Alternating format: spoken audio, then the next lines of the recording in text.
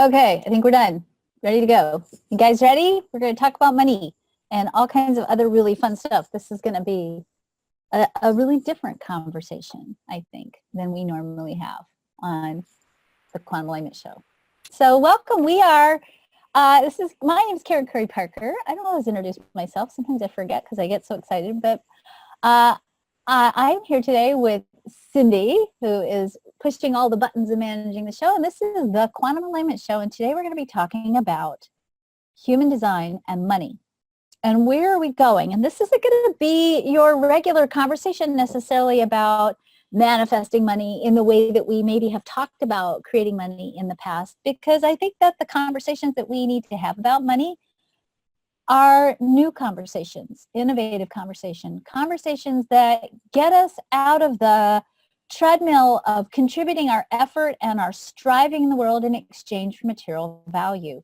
The nature of how we do money is changing a lot. And with this new big evolutionary cycle that we just entered into on Wednesday with Uranus moving into Taurus, the relationship that we have with money and with the economy and with value, including our personal value and the way in which we value each other and the way in which we create value with business is changing.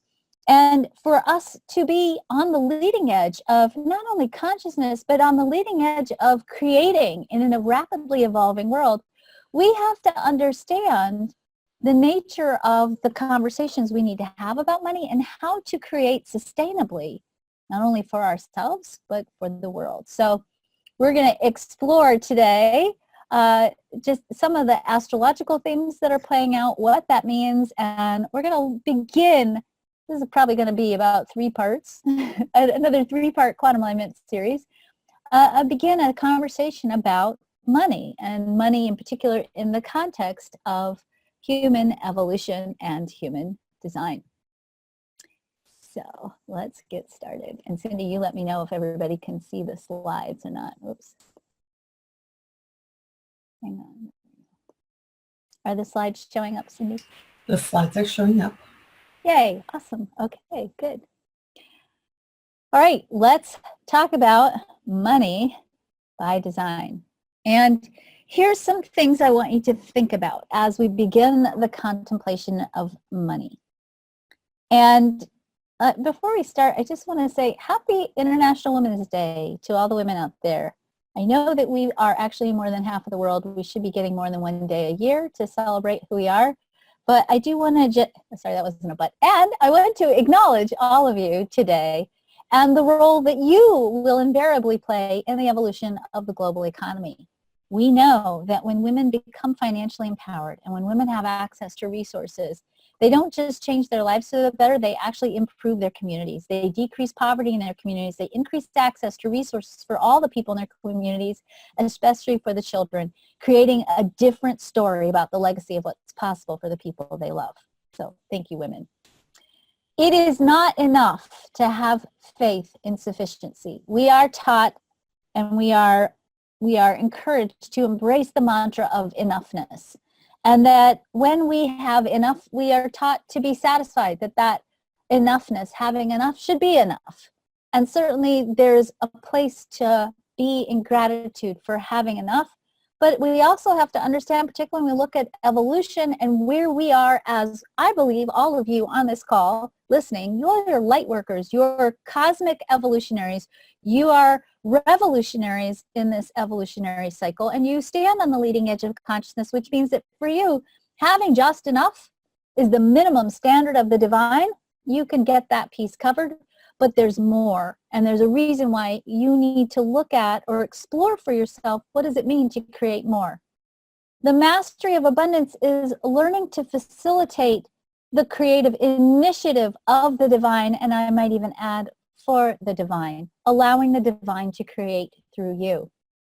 You are a vehicle through which abundance flows, and the purpose of abundance is not only to provide for yourself and your loved ones, but to use your abundance to increase the blessings of abundance for others.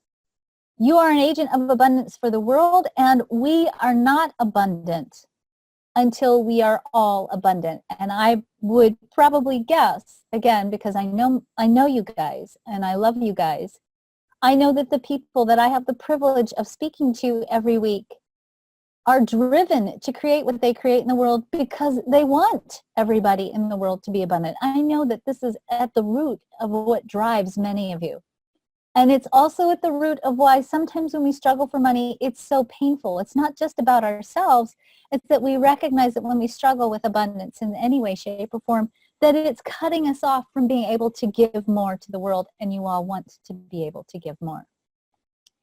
It is not enough anymore to simply let go and to trust that you'll have enough.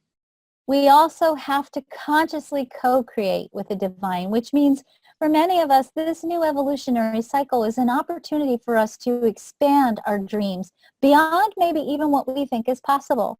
And certainly sort of as an introduction to what we want to begin to talk about this month when we look at the relationship that we have with money and our innate creativity, I want to invite you all this month to give yourself permission to blow the edges off of what you think is possible and to never again limit yourself from allowing yourself to create or co-create with the essence of the divine simply because you think it might not be possible.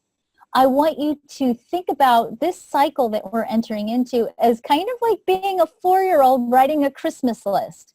And I don't know if you guys, I have to get out of here and look at you guys when we do this one. You guys ever notice, like if you've ever been around a 4-year-old creating a Christmas list, you know, what do they do? Like at 9 o'clock at night, you're like trying to get the kid to bed, right? Go to bed, go to bed, go to bed. Because if you don't go to bed, Santa's not going to come, right? And you finally get the kid to bed, and 5 minutes later, they come padding downstairs, and they're like, what are you doing? And they're like, I have one more thing I want to add to my list. And it's like a hamster or something that, you know, there's just no way you can go to the store and do this, right? That kid is creating. And we have a tendency to shut that kid's creativity down because we start going, well, you know, Santa can't, right? Or we start telling the kid the reasons why not. And I'm not saying that that's not reasonable, but we start to embody that. Yes, Cindy? Oh, I did want to interrupt, but Sue had, and this is kind of going along with your story. Yes. What is the fine line between it is enough and I want more? What is the fine line between sufficiency and contentment, and greed and disconnect, between gratitude and ingratitude? Is that... I love these questions, and I think these are really good questions. I can only give you my answers, and they're not the answers. I think these are the collective dialogues we need to be having right now, because this shift, this planetary shift that happened on Wednesday with Uranus moving into Taurus, which is a big 7-year cycle.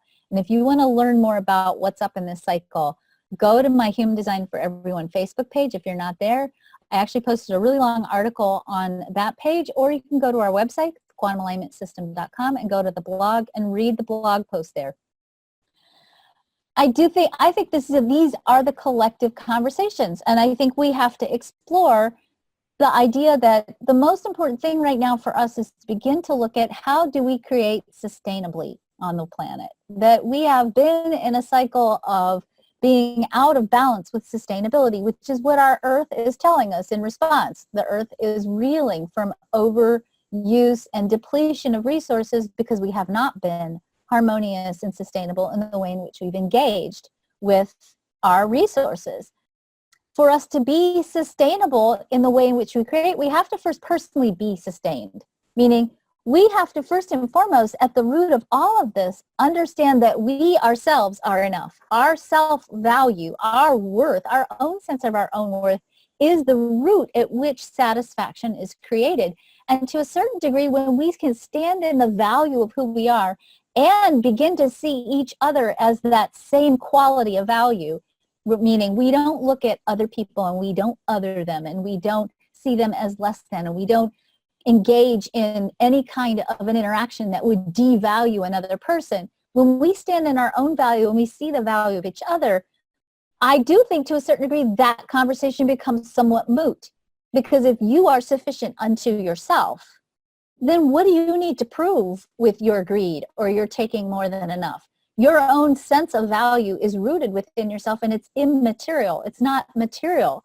And so being sufficient becomes satisfying because your sense of satisfaction isn't being derived from an overcompensation of a sense of lack and you trying to jam a bunch of material stuff into that hole, and it just keeps getting bigger and bigger and bigger. But I don't have a lot of, I don't have the answer to that. I think, I love that you asked that, Sue, because I think that is absolutely the conversation we all need to be having with each other right now. When is enough enough? What is enough? How do we get to enough? And when we have enough, how do we share without fear of, oh my God, if I give this away, I'm now losing it. I won't have it. We also have to get way better at understanding the nature of how to share. But hang with me here, because I hope I will at least hit maybe the beginnings of some of these dialogue, some of these answers, and maybe some of these questions as I go through some of the material that I want to share with you today. All right. Anyway, remember that 4-year-old. That 4-year-old doesn't think that it's impossible to get the hamster. I want you to stop engaging in the idea that things are impossible. What if consciousness, through you and through your intention to serve consciousness, has no limitations, particularly when what you're seeking to create is in service to the greater good? As I said, Wednesday, March the 6th, Uranus moved into the Taurus position. Uranus is the planet of revolution and dramatic, sometimes unexpected change. In the energy of Taurus, Taurus is the energy of banking, finances, the earth, and resources. It is an energy that holds together our structures, our collective structures around things like finances, banking, money. When we see revolutionary energy in this position, we know that we are in a 7-year revolutionary cycle that promises to, at the end of it, in April 2026, spit us out at the other side of it in a radically transformed place.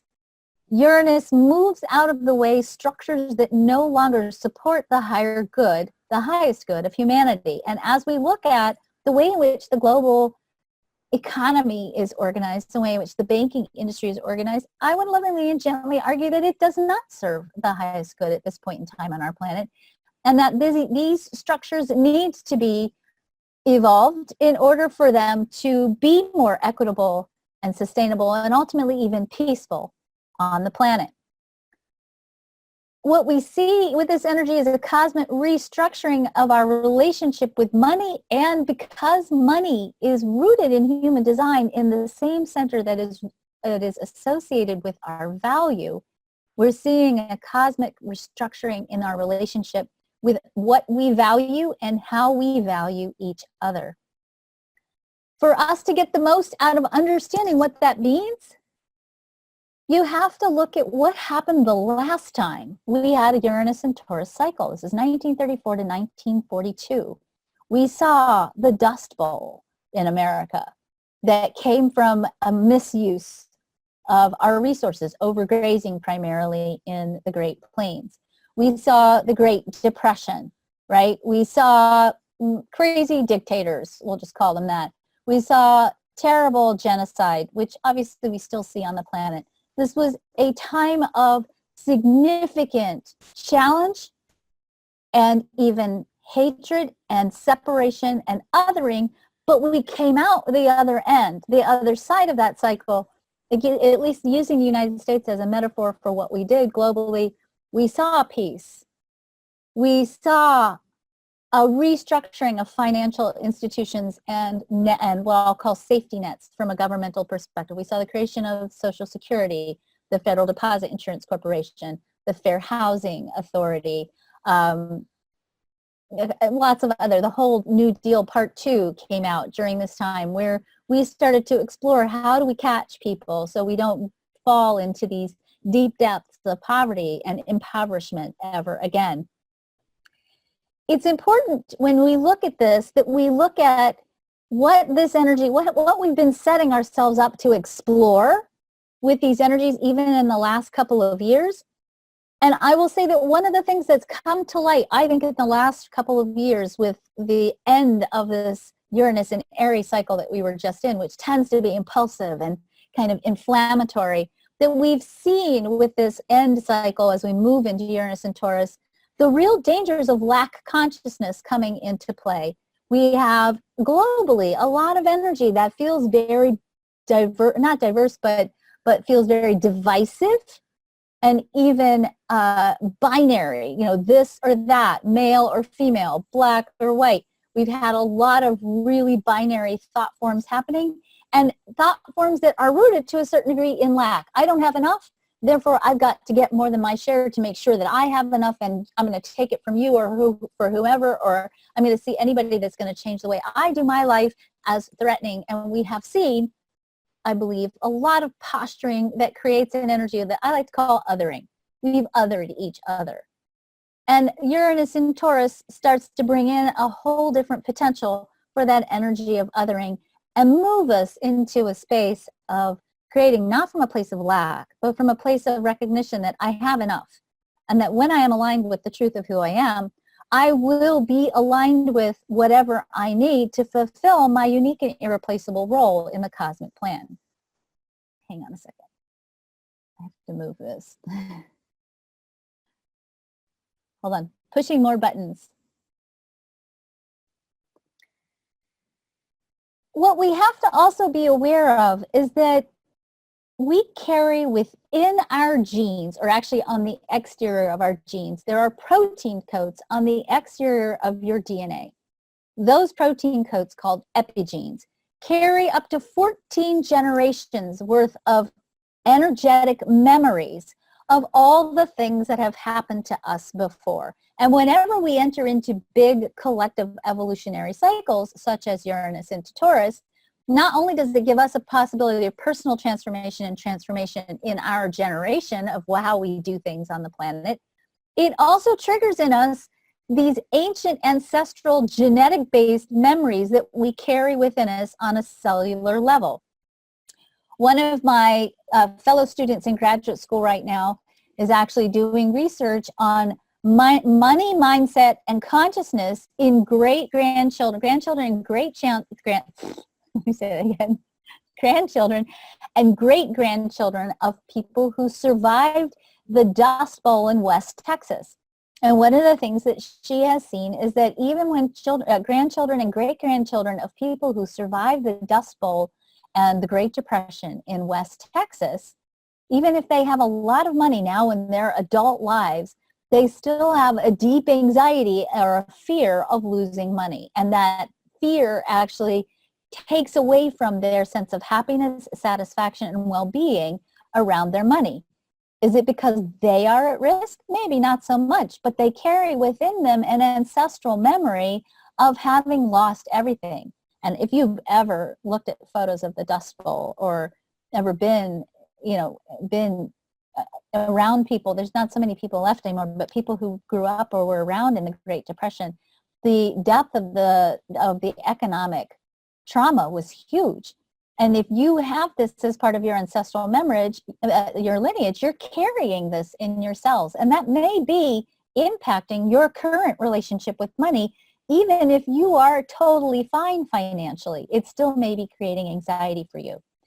When we go through these cycles, these ancestral memories get triggered with the opportunity for us, especially now, knowing what we know scientifically about how to reprogram epigenetic memory and create a healthier expression of our authentic selves.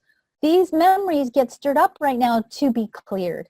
And we're in a cycle right now of really needing to look at these ancestral memories and to explore reframing these stories, not just so that we can create a better life, but so that we can actually clear our genetic lineage for generations to come. Abundance is our birthright. If you look at the human design chart, you're actually going to see that we are designed to be abundant. It's in our hardwiring. But the way in which we create abundance is probably a little bit different than how many of us have been conditioned, trained, or taught. I'm going to show you just the places where money and abundance live in the chart. Before I do this, because every time I do this, I know it creates panic. I want to just preset the stage so there's no panic. So if you've got your chart out and you start looking at your chart and you're like, I don't have any of these in my chart. I'm not designed to be abundant. I want you to go, wait, time out. We all have all of the chart. just like in your genes, on a cellular level, you have contained within you the entire potential genome for being a human being. All the genes of humanity are contained within you. You're not expressing all of them, but you have access to all of them. Same thing with human design. You don't consistently express what's colored in your chart, but you experience it all the time. The difference between... Yes. Other way, because you said it's what's colored in that we consistently do, but if it's open or not colored in, that's where you experience it all the time, right? So let me just make sure I explain this clearly and correctly, because it's so important, because I hear this a lot. You have all of the chart. The parts of the chart that are colored in are themes that you are designed to explore and engage in consistently. And these are energies that you carry that are sourced from within yourself. The definition is your consistent theme, and you have a more fixed and consistent way of processing and experiencing that energy. If you have something in your chart white, it doesn't mean you don't have it, okay? It does mean that you have variability in how you can use that energy. And here's how I like to describe it. Wherever you have openness, and this is true of gates, channels, and centers, wherever you have openness, it's like you have a basket. And in this basket, as you go through life and you encounter that energy, it's like every encounter that you have with that energy is like a gem. And you take that gem and you put it in your basket. And you take that gem, every time you encounter it, you keep taking these gems and putting them in your basket. At a certain point, you're going to want to draw on that energy. Let's say you are emotionally undefined, okay? That doesn't mean you're not emotional. You are not Spock, okay? It means that you don't have your own emotional energy source within you. But instead, you have this big giant basket of all these potential different ways that you can be using this emotional energy. What that means is that when you need to use emotional energy, you can borrow it. You can't hold it, you can't sustain it because it's not sourced within you, but you can borrow it. And because you're borrowing it, and you're borrowing out of this big basket that has all these gems in it, you get to choose, okay, how am I going to use this energy? How am I going to explore and express this energy? What am I going to do with this energy now that I'm experiencing it? You have freedom in that openness to have choice based on the variability of your experience of that energy to use it in the way in which you choose. Now, that does not mean that if you have it defined or colored in your chart that you're so fixed that you can't evolve. You still always have the option to continue to express the highest possible expression of that energy. Same is true for your openness. We always have choice over expressing the high side or the low side of the energy. So you are in this process right now where you are, if you have openness, you have the opportunity to find the highest expression you've ever known and seen through others, and to draw on that and to grow that and to borrow that when you want to use that energy. So when I'm showing you these examples, I'm not saying if you have this in your chart, you're abundant, okay? We're all designed to be abundant. I'm showing you in the chart as a general framework for the human potential that all humans have the potential to experience the high expression of these energies. Hopefully that makes sense. Dun, dun, dun. Okay. As I said, we are all designed to be abundant. And the most important thing that I really want you to see is that the nature of our abundance, the true nature of our abundance, is not really attached to the work we do in the world. And that's really important to understand, especially if you are by human design a quote-unquote non-working type, meaning if you're a manifestor, projector, or reflector, that's about approximately 30%, a little less than 30% of the planet. Your wealth and your abundance and your ability to create is not necessarily tied to your job. And actually that's even true for generators. And I think we have to really begin the conversation of this whole do what you love and the money will follow myth. Sometimes that's true. And when that works, it's awesome. And when it doesn't work, it just means that you're being supported so that you can do the thing you love on the side. And I think we have a tendency to diss our work that isn't work we love because we think, oh, well, someday I'm going to have some job that I love. What if what you love is never going to be your job? What if what you love is to like create nonprofit organizations to feed children in Africa, and that's never going to be your source of quote unquote financial support, but that you have an opportunity through your work to create the financial support for you to be able in your other life, so to speak, or in your complementary parts of your life, to be able to fulfill the passion and the calling of your soul. Let's stop tying our life purpose to our money and our job, because that's already a big trip to put on ourselves right there. And it causes us to really feel like failures if we have a good job, but it's not a job we love. Or if we have a good job, but it's not aligned with our life purpose. I'm not saying be out of integrity. Don't do something you don't want to do that's out of integrity. But I'm saying give yourself permission to be supported and to not get yourself into the monkey mind of, well, it has to be, my life purpose has to be my job. Because that's sometimes a really harsh trip to run on yourself. So the first place where we see abundance in the chart is in the gate 55. And this actually is the energy towards which all of us are moving over the next 9 years. That's beyond Taurus, Uranus and Taurus. This energy, this gate 55, is called abundance, and it's about being aligned with abundant emotional energy. Now, does that mean drama? No. Does that mean, all the other things that we associate with in the negative way with emotional energy? No. It means this. The translation of this energy is that through our faith, meaning through our emotional quality of being positively expectant that the things in which we are creating that are yet unseen are on their way to us, even if we don't have evidence yet, that when we can stay in that state of positive expectation emotionally, anticipating, excited, delighted, curious, when we stay in those energies, then we speed up the process through which we create in our lives the manifested version of that faith-filled intention that we are holding. In other words, we create from being positive. It's that simple. We create by maintaining and sustaining a state of positive expectation, or being or creating from a place of faith. Now, I know that some of you are emotionally defined, and that for you, some of days you might be struggling because of the nature of your emotional wave with being positively expectant about something. You might have days where you struggle to be in that space. Does that mean you're failing and blocking your manifestations? No. Okay?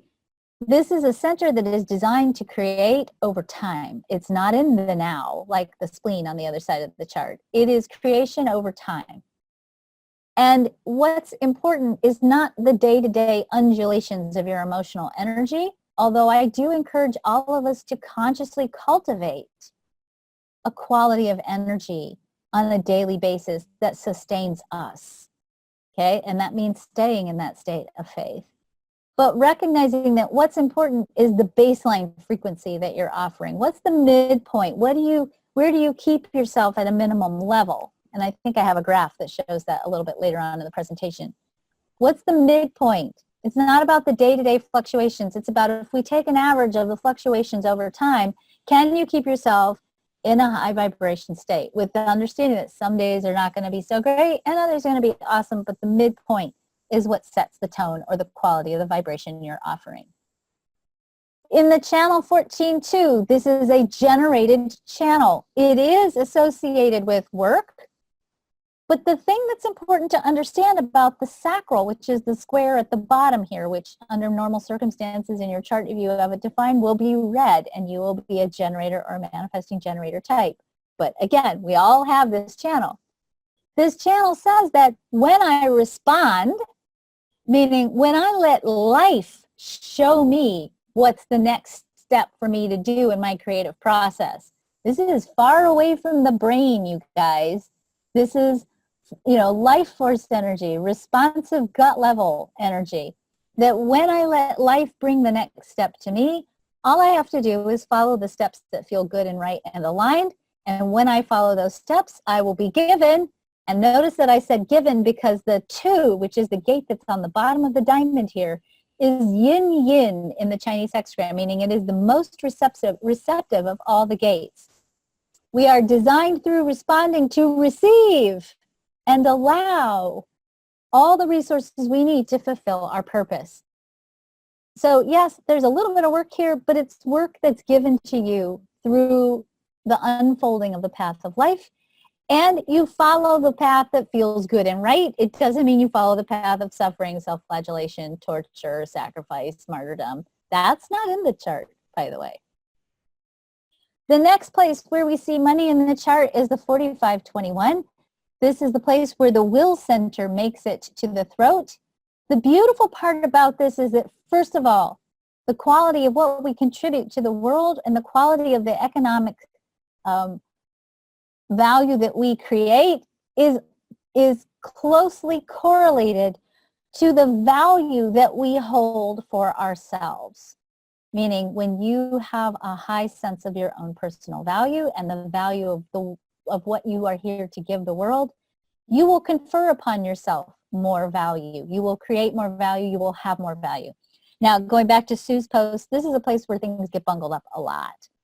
Because what we do see, and this is where I think greed comes into play, is that when we question our value or when we get depleted in our resources or perceive ourselves as being depleted in our resources, then we overcompensate. And that's where we take more than enough, or we take more than our share because we're running on empty and we're afraid of empty and we're terrified that we are not enough. So we try to prove our worth by being more than enough in other places in our lives. Someone who is living from ego, in the dark side that we talk about, ego is not operating from a high sense of self-worth and is consequently creating innately from a place of lack. And that place of lack actually hoards resources rather than shares resources. The highest expression of this place of abundance in the chart is about sustaining all the resources necessary to share with others. This is tribal energy, and it is all about sharing the resources you have with others so that everyone has enough. Not me, we have enough. And the me that is you, that differentiated part of yourself, is designed to be in service to the we. We are designed to serve each other in the highest expression of who we are. And in that flow of abundance, we have more to give and more to share. And ultimately, we change the nature, because this is material energy here, we actually change the nature of the material world and what's available, not only to ourselves, but to others. If we're going to break down the creative process, this is a model I have been using for probably 25 years now. And I want to share it with you because it's a model that, first of all, has many places of attack. And I say many places of attack because we have a tendency when we talk about creating money in the new thought world, in the abundance consciousness world, in the deliberate creation world, we have a tendency to start with our minds. We say thoughts become things, right? And I'm not saying that they don't, but sometimes thoughts don't become things in the way that we think that they will. And trying to change our mind and our mindset, you know, when we understand that most of us have an open head and ajna, you know, it's not so easy to lock onto changing your mind and sticking with it. In fact, that's one of the most common things people say to me. Well, how do I visualize when I can't keep a consistent thought going in my open head and ajna? Well, maybe it's not because you're supposed to visualize in the way that we've been trained to visualize. We are not designed to visualize red Suburban with gray interior leather seats and a silver running board and then wait with that vision in our mind until that manifests. Sometimes that works. I'm not saying it doesn't work, but most of the time it doesn't. And part of why it doesn't work is, first of all, when we hold that fixed of an intention, we're basically telling the infinite supply of the universe, hey, universe, here's my teeny tiny little funnel, jam all the bigness that is you through this tiny little hole. Infinite mind and the universe and the quantum field have much greater opportunities and awarenesses about what you need than sometimes our human brains do. So staying open helps a lot. Number two, the purpose of the mind is to stimulate an emotional frequency of energy. We just talked about that a little bit with the gate 55. The thoughts you hold, actually when you have a thought, actually let's do this. I'll just do this for 1 minute. It's one of my favorite things to do with you guys. I'm going to say the word money.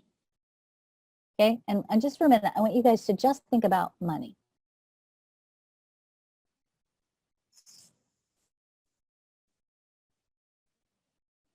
Money is an archetype.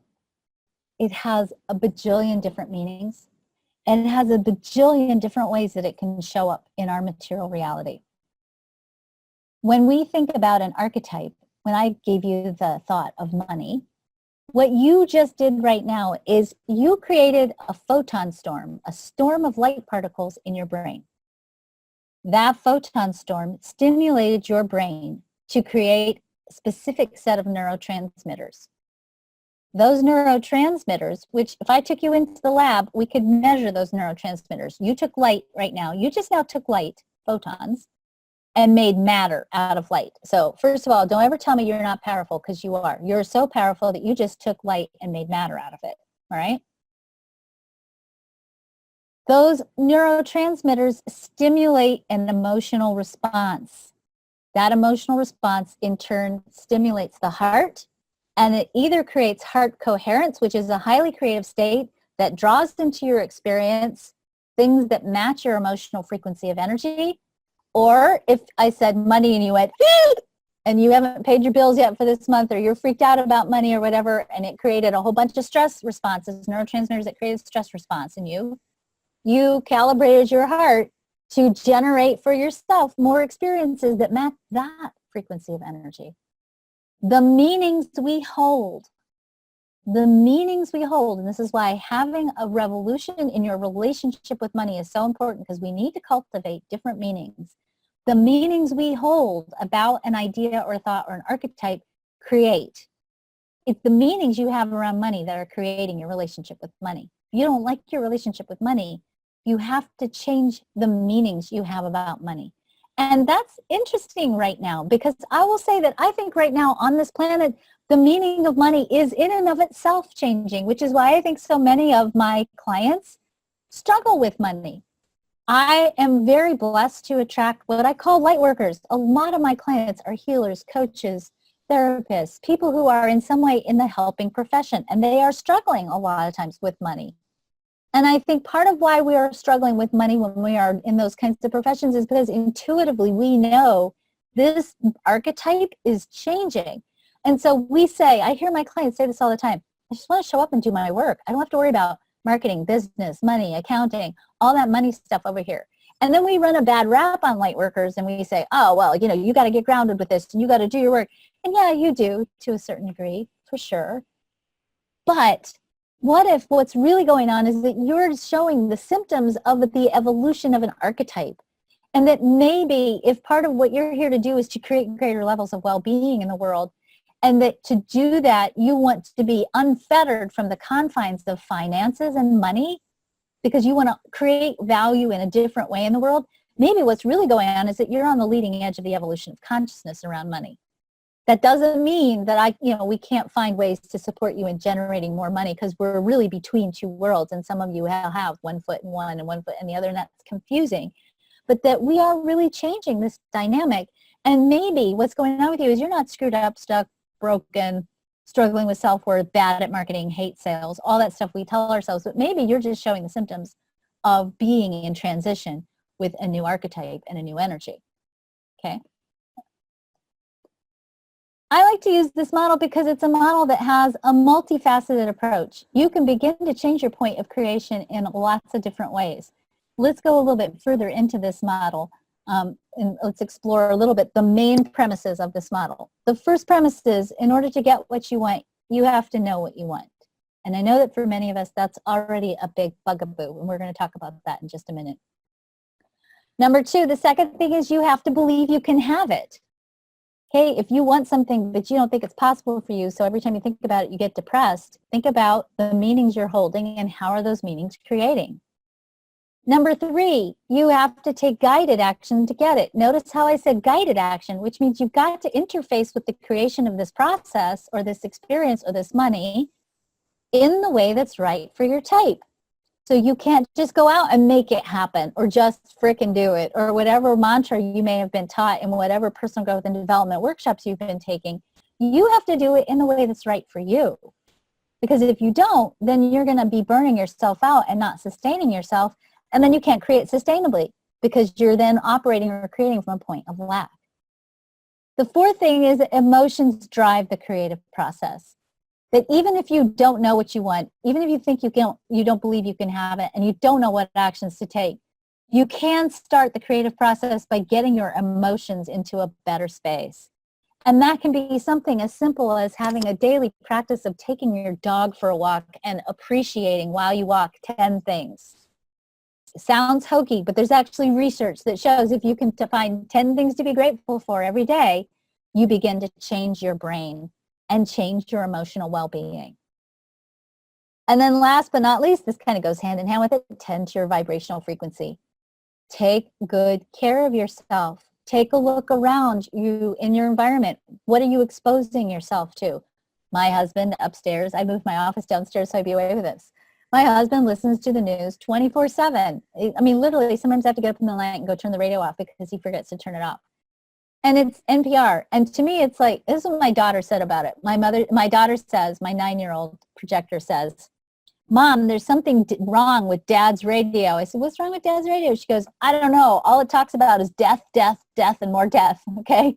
So if you're exposing yourself, or you're bathing in the energy of NPR and death all day long, it's going to affect you.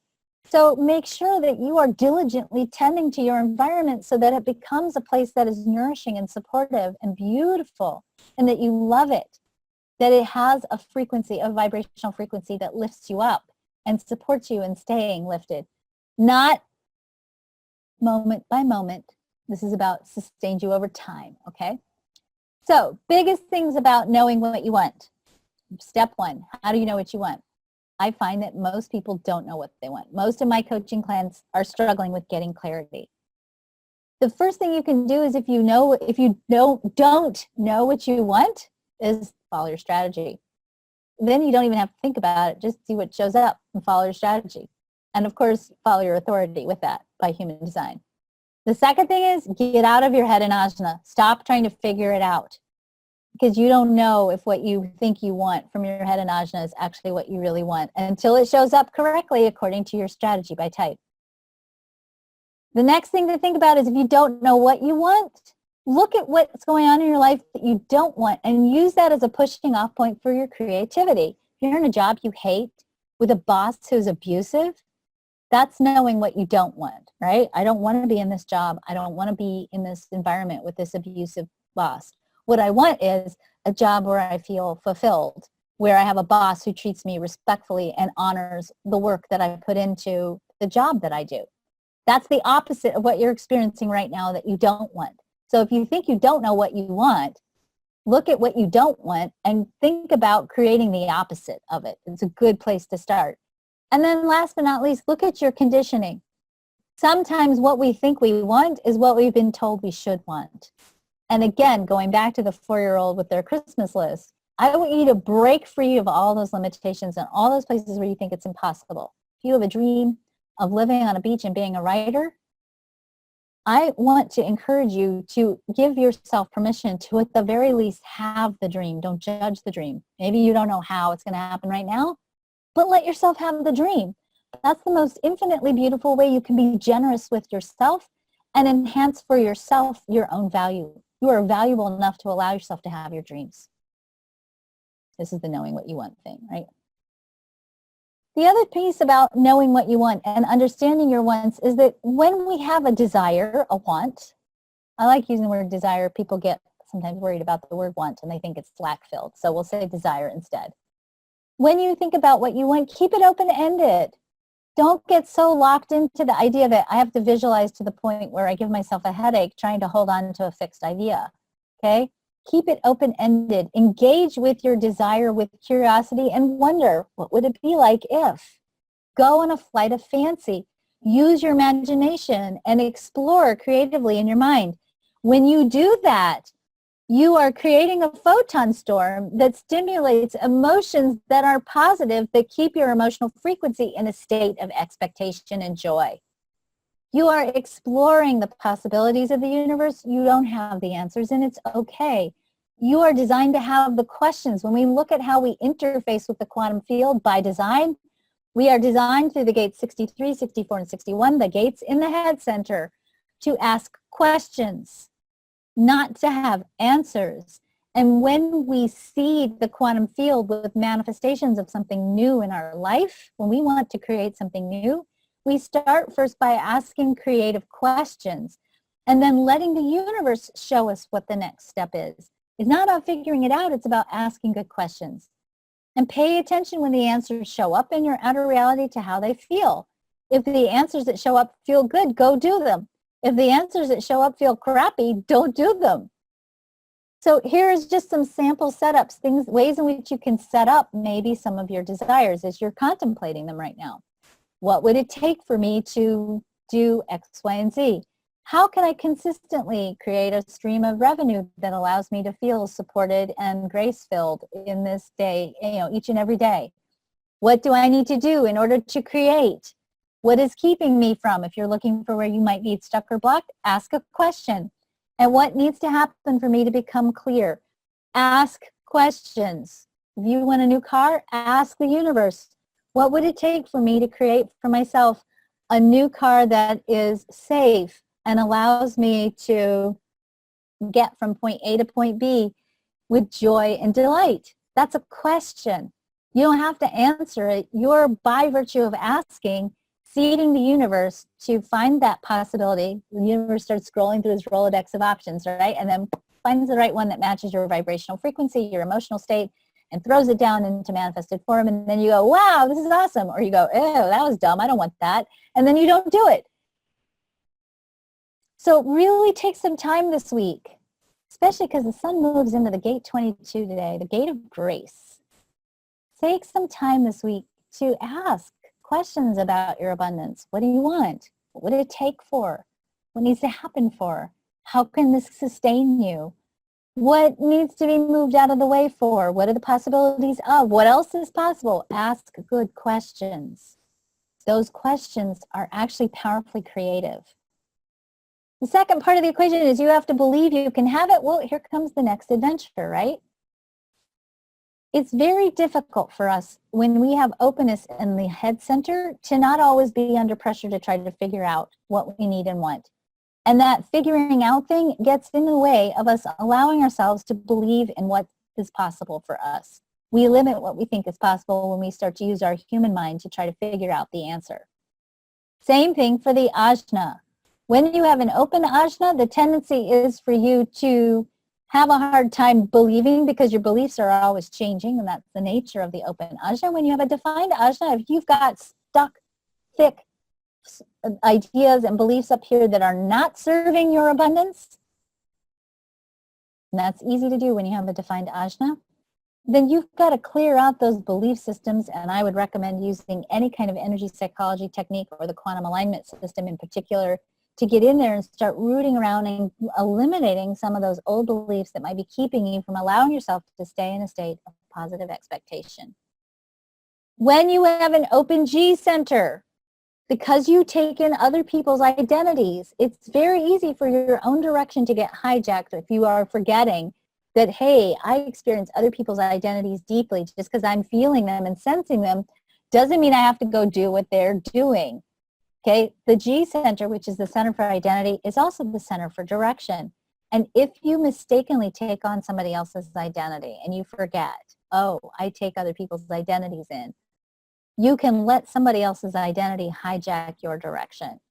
So be mindful of, first of all, if you have an open G, making sure you're in the right place geographically, with the right people who inspire you and lift you up, whose direction you at least want to emulate, so that you stay in that state of creating from a place that is worthy of who you really are.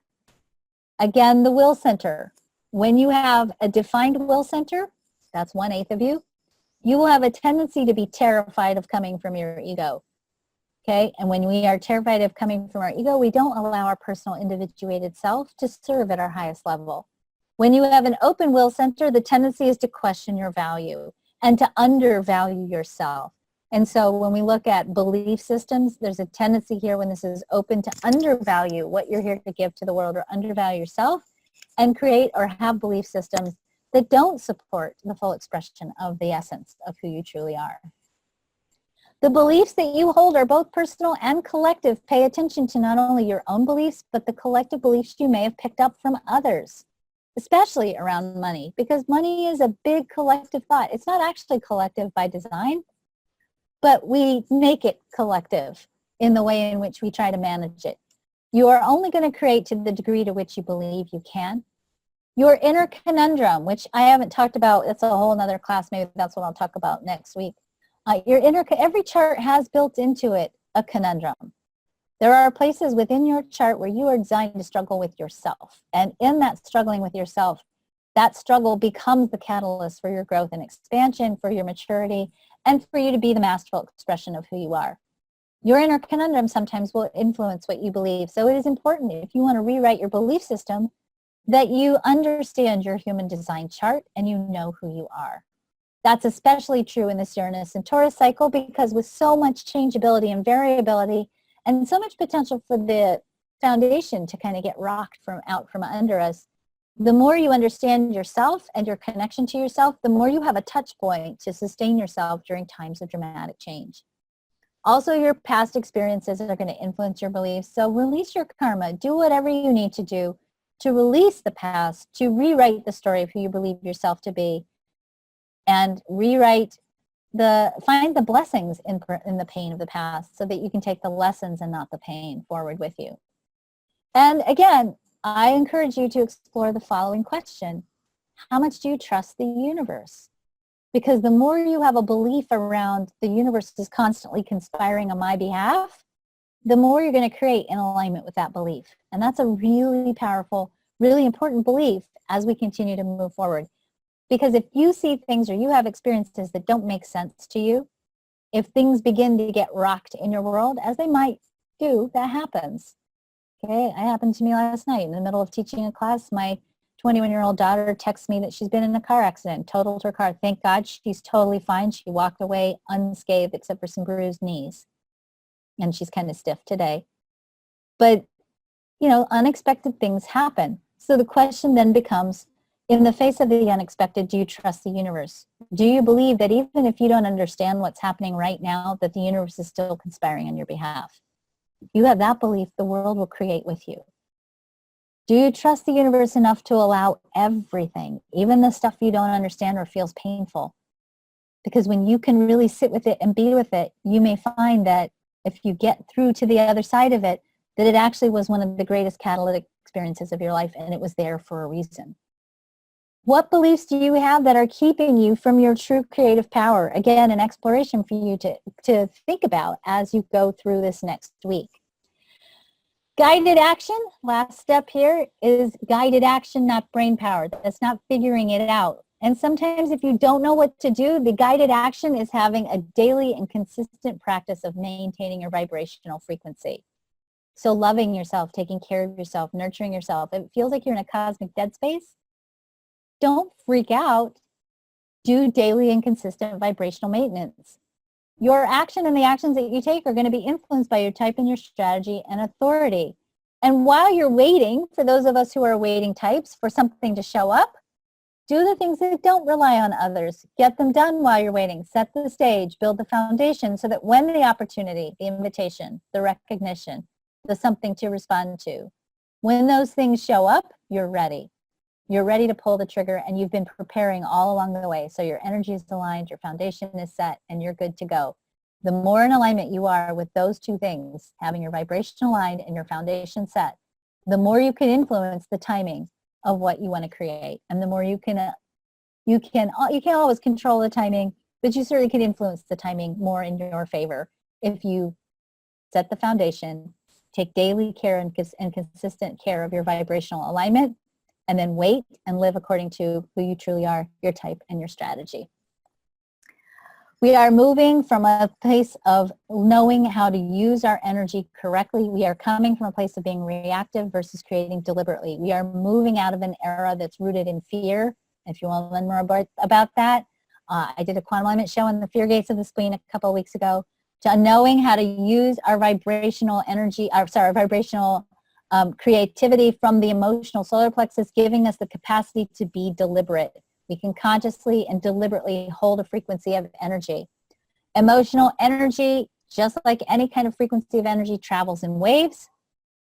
Where we put our energy and attention is where we get growth and results. That influences the quality of the wave that you offer. If you think about this graph being an emotional wave, it's the baseline energy, not the day-to-day fluctuations that matter. And I did a whole thing on emotional energy last year, somewhere on the Quantum Alignment, on the Facebook page. I know Cindy's probably already posting it, right? Don't freak out if you have a bad day. That's the bottom line here. Just do whatever you need to do to bring yourself back up. Don't focus on what's wrong with me. What have I done wrong? Why do I feel this way? Don't focus on how crappy you feel, because where you put your focus is where you get growth. The top image in the top wave here is a low vibrational wave. It's called a low frequency wave because it doesn't move much over a period of time, which means you're going to be sitting a lot longer at the bottom end of that wave, feeling a lot crappier for a longer period of time, especially if you, while you're at the bottom of that wave, you're looking down. What's wrong with me? Why do I feel this way? Why do I feel so crappy? Why is my life suck? What have I done? And you're asking those kinds of creative questions, you're going to get some answers that are not going to be so fun to experience. The bottom diagram here is what's called a high frequency wave. It's called high frequency because it moves a lot over the same period of time compared to the low frequency above. When you have a high frequency wave, you don't spend so much time up or down, and so you don't perceive the depth of the undulations that you do in the upper wave. The reason you do, the gift of being a high frequency energy, or the way in which you create and stabilize high frequency energy, is you keep pointing your attention up. When we talk about using your focus to grow, you got to keep thinking in such a way, keep consciously tailoring your environment in such a way that you are lifting your vibrational frequency higher and higher. You may never do away with your emotional wave if you're emotionally defined, but you can lift the baseline frequency, meaning you can take that medium point higher and higher and higher, depending on where you focus your energy. So the last question that I want to leave you with is, what new habits are you going to create to maintain your vibrational frequency? That's it. I did it all. Ha! This is like the shortest I've ever done it. I ended 4 minutes early, but I talked really fast. But that's because I wanted to talk fast because I want to leave time for questions. Now, before we take questions, I want to just let you know I have 2 opportunities for you today. Number 1, it's International Women's Day. And I have opened up 2 small group coaching sessions for women only.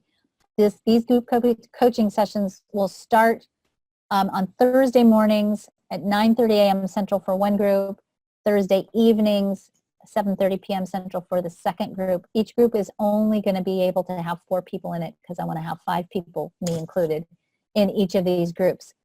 This is a group coaching session where we are going to focus on not just understanding the chart, but literally embodying the energy of the chart. So we're going to look at how do we empower ourselves as women? How do we live from an empowered place in the chart? How do we activate our leadership and our power energy? And how do we not just know cognitively about the chart, but how do we literally bring it into our physical body so that we are embodying fully the sensual, powerful, vibrant quality of living true to our human design?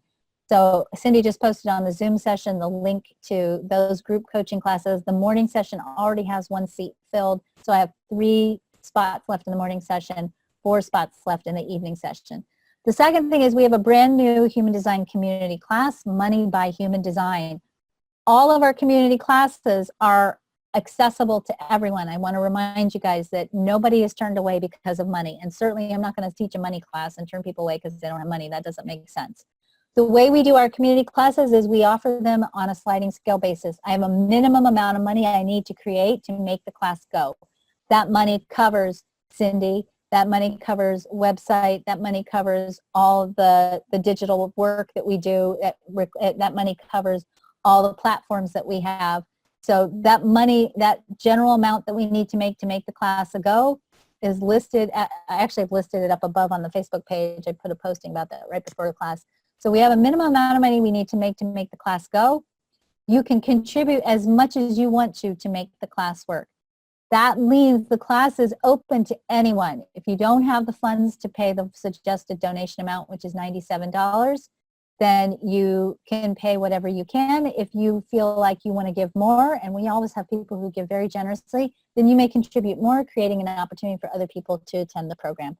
In this program, you're going to get 14, okay, I think it's 14 or 12. I forgot if it's 14 or 12. Anyway, you're going to get a bunch of videos that are going to walk you through the chart, that are going to invite you to reframe your perspective on money, that are going to teach you some creative processes that are rooted in quantum physics and human design, that are going to support you in clearing your ancestral memories that maybe are holding you back from really tapping into your flow around money. And we're going to engage in a big community dialogue about what does money mean, and how do we do business, and how do we live in the world in a way that money can serve us better, that money doesn't become a place where we are potentially devalued and where our own value isn't taken away or added to or artificially expanded because of our material worth. So I think there's going to be some really exciting conversations about value and worth in the world, and I look forward to having you all join me in the quantum community class, because they're always really, really powerful and super fun and transformative. So, all right, now I'm done. I want to take questions. Do we have a couple of questions, Cindy?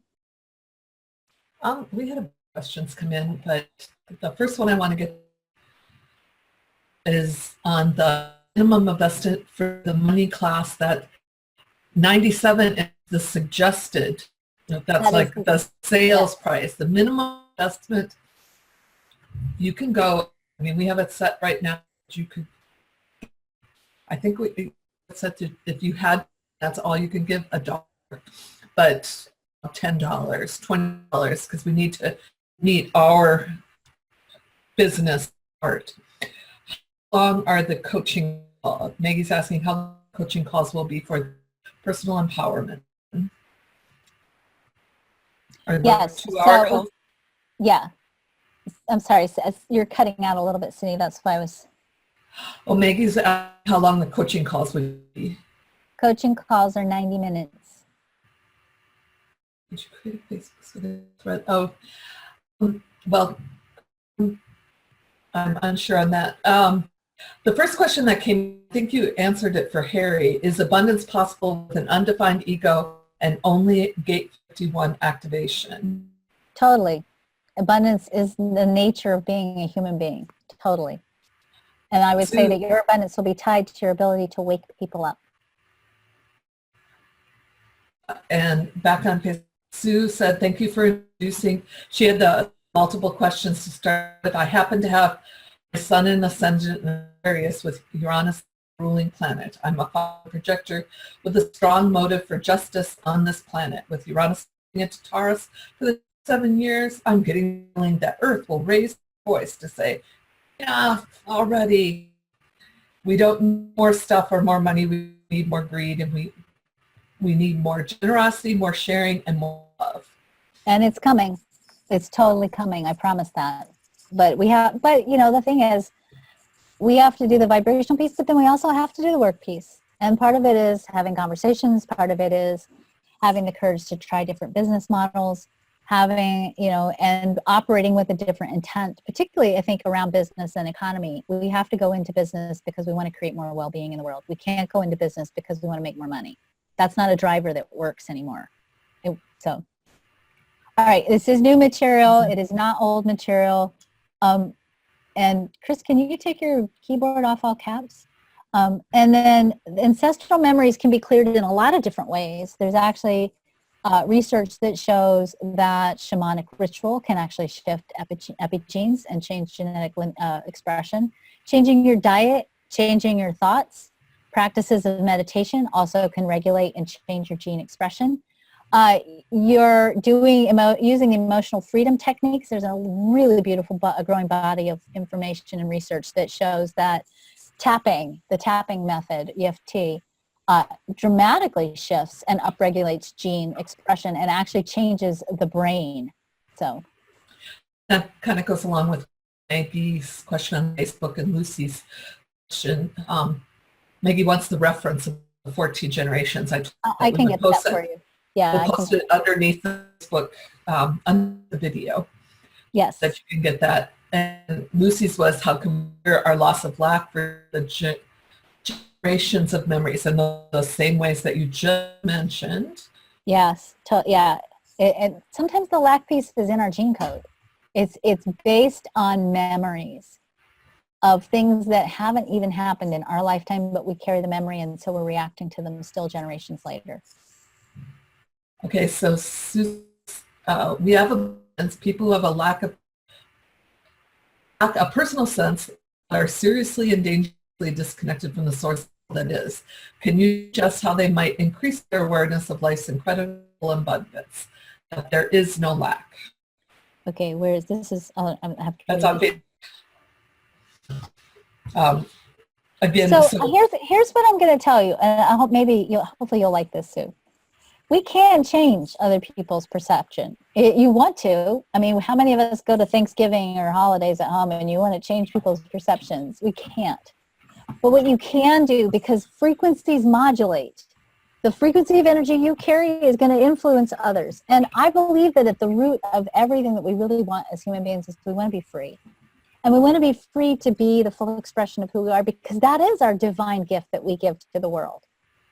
When you can occupy a frequency of energy of complete alignment with your authentic self, and you hold that frequency of energy, when people stand in that energy, they are influenced by that vibration.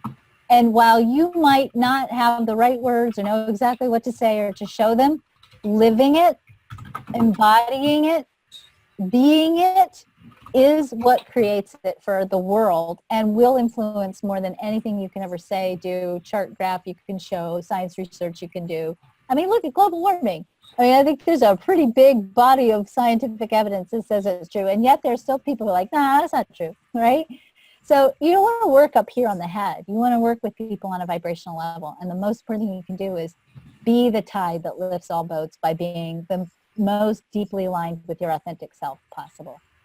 We've gone over, I kind of want to hear this one though. Camille asked this question. To clarify that choice to use that energy from the basket, when you were talking about the basket, is not time or location dependent. If I collected it 10 years ago and I still have the memory or the ability to do I still have the ability to access it when I need it? Oh, basically, do I not need to be in the field of that energy in the moment? Yes. The answer is yes, but, and there's a but. The but is you can't sustain it. So let's say you're a manifester and you have an open sacral and you've been in your basket of openness collecting all these gems of this is what life force energy looks like. This is what workforce energy looks like. You can use that energy from memory temporarily, but you can't sustain it. So I would say you can use it, you have a short little burst of it, but if you try to do that 24/7 all by yourself out of that field of energy, you would fry your circuits. That's not energy you can hold consistently, but you can borrow it. Hopefully that makes sense, Camille. There was a couple questions on the actual programs. Did you want to take those before we end? Sue was asking, is it an ongoing program or is there a beginning and an end to the quantum community? There is a beginning and an end to the quantum community. Yes, it is. When the video lessons are done, I think I said 12 video lessons. I think I have 12 in my mind. When the video lessons are done, we usually keep our communities open for a couple of months so that people can continue to have a conversation, and then about 3 or 4 months after the program ends, then we close the Facebook page. Group. So, but group, not the page. And what you were watching is the money by design. I mean, yes. The personal empowerment coaching the personal empowerment coaching is 10 hours of coaching. Yes, the personal empowerment coaching is 10 hours of coaching. So we have an introduction, and then we will spend 1 week in embodying each of the centers. So we're going to explore the archetypes of the gates. We're going to do exercises that are going to be about realigning the energies with the gates and the centers. And then we're going to explore ways in which we can embody those energies in our life. Lucy's asking what would be the best group coaching to understand the basics of the human design chart. I don't think there's group coaching for that. I do have a program called the Introduction to Human Design program. And that is actually on our quantum alignment page. If you go to the store, that's probably the best place to start if you want a little course for how to understand your chart the best. And one final question Yes. is, what's the difference between the money by design, money by human design, and the abundance by design programs? So the Money by Design is a really old course that I taught a long time ago. That's a series of 9 videos that talks about conditioning and the open centers around money. Abundance by Design is just a little bit more of a sophisticated version of that program that specifically goes through the chart and your conditioning and how that affects your abundance. The Money by Human Design course is brand new material that talks about quantum physics principles, epigenetics, changing your relationship with money, and looking forward to what else is coming in the human design chart. So it's definitely, it's new material, it's different material, it's brand new, and it's pretty cool. That's answered. That's kind of most of the questions we've gone over. I just want to say what really when you said the universe is consistently conspiring on our behalf. I love that, and that our type and strategy will influence what comes to us, but it doesn't. I mean, to me, that you're saying that's not controlling what's coming to us, that's just an influencer or filter what's coming. But I love them consistently conspiring on our behalf. That was so cool. I like that. Yes, that's because you and I like conspiracy theories, that's why. This is a good conspiracy theory, so awesome. So thank you, Cindy, as always, for running the show. Thank you all for joining us. And I look forward, keep posting your questions. I know this is a big topic, so keep posting it because it's a very interesting point in our evolution. And I think it's, I think the conversations we are having about money and value and exchange of value and sustainability and creativity and community, these conversations are laying the energetic template and the foundation for changing the world in a very beautiful way. And I look forward to creating this world with all of you. So thank you all. Have a great weekend, and I'll talk to you next week. Bye.